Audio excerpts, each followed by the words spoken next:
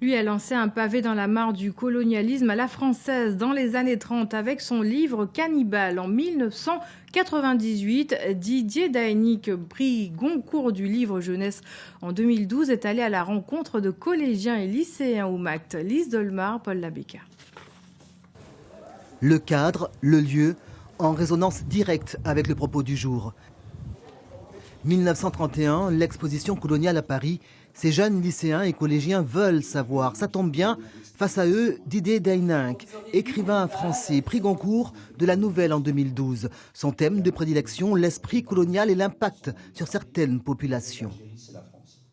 J'ai beaucoup écrit sur le peuple kanak et là les lycéens et collégiens de Guadeloupe lisent un livre sur une centaine de Kanaks qui ont été exposés comme des animaux à l'exposition coloniale de 1931 à Paris. Est-ce que vous auriez des informations comme quoi les Guadeloupéens ont été présentés aux zoos humains ?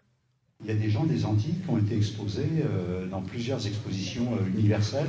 Donc c'est quelque chose qui a touché pratiquement tous les territoires qui appartenaient à la France. Un échange intimiste, une réelle proximité pour un auteur au parler vrai.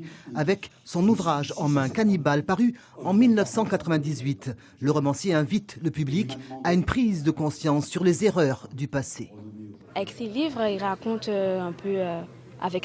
surtout avec l'histoire des Kanaks, ces hommes, ces gens qui sont exposés comme des animaux alors qu'ils ne sont pas des animaux. L'histoire n'est pas passée, c'est-à-dire que l'histoire n'est pas oubliée. Il y a des choses qui se sont passées et qui ont toujours leur dynamique aujourd'hui dans le quotidien. Et donc ce regard sur l'étrangeté, sur l'étrangeté qu'on transforme en monstre, tout ça, il y en a toujours des résidus. Des idées reçues parasites, des métastases historico-politiques que seule la transmission du savoir pourrait juguler.